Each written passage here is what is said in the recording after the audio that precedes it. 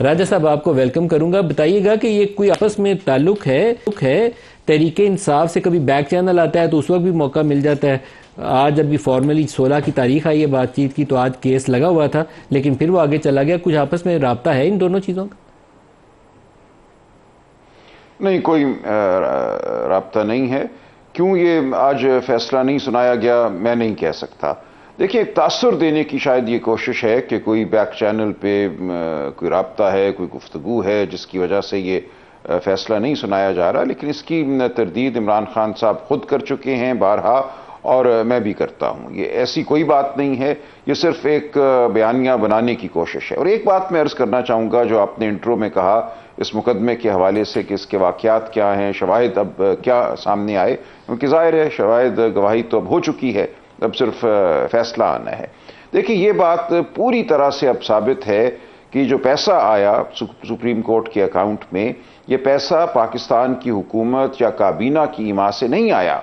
ये पैसा बरतानिया में नेशनल क्राइम एजेंसी और जो मलिक रियाज ख़ानदान है उनके दरमियान जो मामला हुआ, उसके नतीजे में बराह रास्त ये पैसा बरतानिया से इस अकाउंट में आया। लिहाजा ये कहना कि ये पाकिस्तान की काबीना या वज़ीर आज़म इमरान खान की इमा से आया, उन्होंने ये पैसा जो रियासत पाकिस्तान का था वो मलिक रियाज के हवाले कर दिया, बिल्कुल गलत बात है।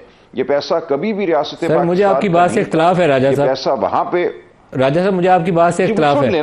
नेशनल क्राइम एजेंसी ने जब ये पैसा पकड़ा था तो उन्होंने कहा ये पाकिस्तानी टैक्स पेयर्स का पैसा है, लेकिन यहाँ से फिर एसेट रिकवरी यूनिट उस वक्त के सरबराह शहजाद अकबर ने जो रोल अदा किया, और एक बैरिस्टर नसीम साहब होते थे पीएम सेक्रेटेरिएट में, उन्होंने जो खत लिख के भेजा, मैंने वो दस्तावेजात देखी हुई हैं, तो इट्स ए कंट्रोवर्शियल मैटर। नहीं, मैं अर्ज कर रहा हूँ ना, ऐसे नहीं है, ऐसे नहीं है नदीम मलिक साहब। ये तमाम गवाही शहादत अब हो चुकी है। कभी भी ये पैसा पाकिस्तान का नहीं ठहरा। किसी बरतानवी अदालत ने या बरतानवी इदारे ने नहीं कहा कि यह पाकिस्तान के टैक्स पेयर का पैसा है। ये वहां के अकाउंट्स में आया सस्पिशियस ट्रांजैक्शन की वजह से, जो एक one Hyde Park Corner Hasan Nawaz साहब से मलिक रियाज फैमिली ने खरीदी, उसकी वजह से इस पैसे को उन्होंने फ्रीज किया कि ये क्या पैसा है, ये क्यों पड़ा हुआ है। कोई कार्रवाई ऐसी नहीं हुई जिसकी बुनियाद पर यह कहा जाए कि यह पैसा पाकिस्तान के टैक्स पेयर का है। मलिक रियाज खानदान ने नेशनल क्राइम एजेंसी से यह तय किया कि हम इस पैसे को आपकी हुदूद से निकाल के वापस ले जाते हैं, आपका इस पैसे से कोई ताल्लुक नहीं रहेगा। उनका कंसर्न सिर्फ ये था कि यह पैसा बरतानिया में क्यों आया है, कहां से आया है, बस। वो ये इससे आगे वो गए नहीं। जब पैसा वहां से निकल गया बरतानिया से, तो उनका उस पैसे में इंटरेस्ट खत्म हो गया। ये पैसा मलिक रियाज खानदान की इमा से उनके दस्तखत से बराह रास्त। सर, ये मुकम्मल वजाहत दुरुस्त नहीं है, माजरत चाहता हूँ, ये वजाहत मुकम्मल तौर पर दुरुस्त नहीं है। 190 मिलियन पाउंड में एक ट्रांजेक्शन वो थी जो हसन नवाज से की गई थी, वो 50 मिलियन पाउंड की एक प्रॉपर्टी थी, वो 190 मिलियन पाउंड का एक हिस्सा है। बाकी दो उनके बैंक अकाउंट्स फ्रीज किए गए थे और एक अदर प्रॉपर्टी उनकी अटैच की गई थी। और नेशनल क्राइम एजेंसी की पूरी स्टेटमेंट में पढ़ के आपको सुना देता हूं। जी सर, जी मैं आपको सुन लेना मेरी बात, ये सुन लीजिए। देखिए, आप मुझे बहुत अरसे से जानते हैं, मैं गलत बात नहीं करूंगा। कोई फैसला नहीं हुआ बरतानिया में कि यह पैसा पाकिस्तान के टैक्स पेयर का पैसा है। सिर्फ यह हुआ कि इस पैसे के हवाले से उन्होंने एक गुमान पैदा किया कि सस्पिशियस ट्रांजैक्शन है, इस पैसे की सोर्स क्या है, और उसके बाद उनके पैसे को उन्होंने डी फ्रीज किया एक मायदे के तहत। एक मायदा हुआ मलिक रियाज खानदान के साथ और यह पैसा इधर आ गया। कोई फाइंडिंग नहीं हुई इसके ऊपर, कोई वहां पे ये डिक्लेरेशन किसी अदालत या इदारे की तरफ से नहीं आई कि साबित हो गया कि ये पाकिस्तान के टैक्स पेयर का पैसा है। ये नहीं हुआ। इन्वेस्टिगेशन, इंक्वायरी, उसमें कोई कुछ तहरीर, वो एक चीज है। एक बात होती है कि एक चीज को अदालत तय कर दे, ऐसा नहीं हुआ। उन्होंने तमाम मुकदमात जो थे वो खत्म कर दिए उस तस्वीर के तहत, और मलिक रियाज खानदान के जो अकाउंट फ्रीज किए गए थे उनको डी फ्रीज किया, और उनकी हिदायत पे, मलिक रियाज खानदान की हिदायत पे यह पैसा इधर आया। पाकिस्तान की काबीना के पास सिर्फ एक चीज आई। नेशनल क्राइम एजेंसी ने यह कहा कि चूंकि ऐसी इन्वेस्टिगेशन, ऐसी तफ्तीश हम अपने मुल्क में करते रहते हैं, हम जो मायदा कर रहे हैं मलिक रियाज खानदान के साथ, हम चाहते हैं कि ये कॉन्फिडेंशियल रहे, इसकी तशहीर ना हो। ये सिर्फ एक दरखास्त उन्होंने भेजी कि इसकी तशहीर ना हो, पैसा हम इस मायदे के तहत इजाजत दे रहे हैं मलिक रियाज खानदान को कि ये वापस ले जाएं। वो पैसा आ गया वापस। आते ही 190 मिलियन पाउंड जो हैं हमारे ज़र मुबादला के ज़खायर में गए। उसका जो रुपए में नेबुल बदल था वो इस अकाउंट में गया, इस अकाउंट में मौजूद रहा, और फिर यहां से ये सरकार रियासत के पास चला गया।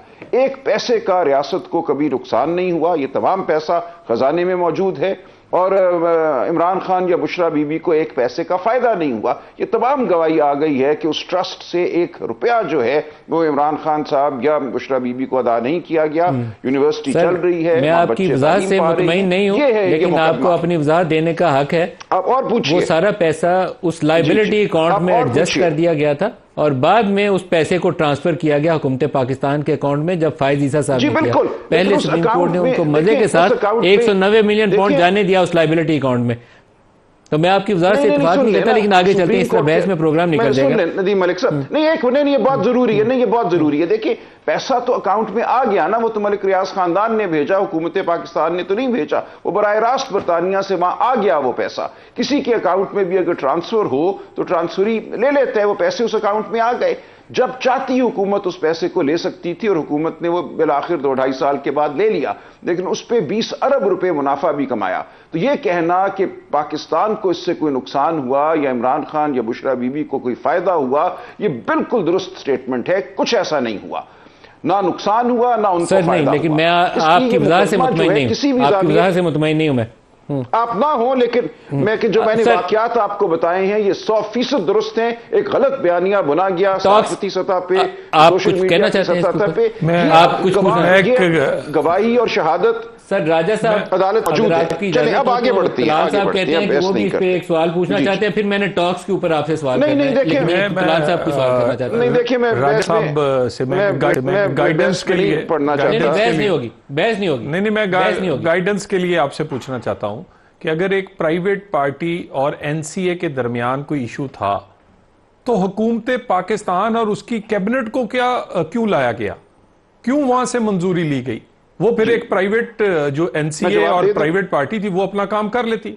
जी सर, जी सर, जी मैं जवाब दे देता हूं जो फिर आगे चलते हैं। देखिए उन्होंने, मैंने जैसा अर्ज किया, सिर्फ ये कहा कि इस मायदे को खुफिया रखा जाए, हुकूमत पाकिस्तान इसकी तशहीर ना करे। ये वाहिद बात है जो काबीना के सामने आई। उन्होंने इजाजत नहीं मांगी और देखिए इसका फायदा हुआ ना पाकिस्तान को फायदा ये हुआ कि हमारे फॉरेन एक्सचेंज रिजर्व में ये पैसा आ गया, जो अगर वहां पे हम जाके लड़ते, रियासत पाकिस्तान लड़ती, तो शायद 10 साल आप वहां अदालतों में लड़ते रहते।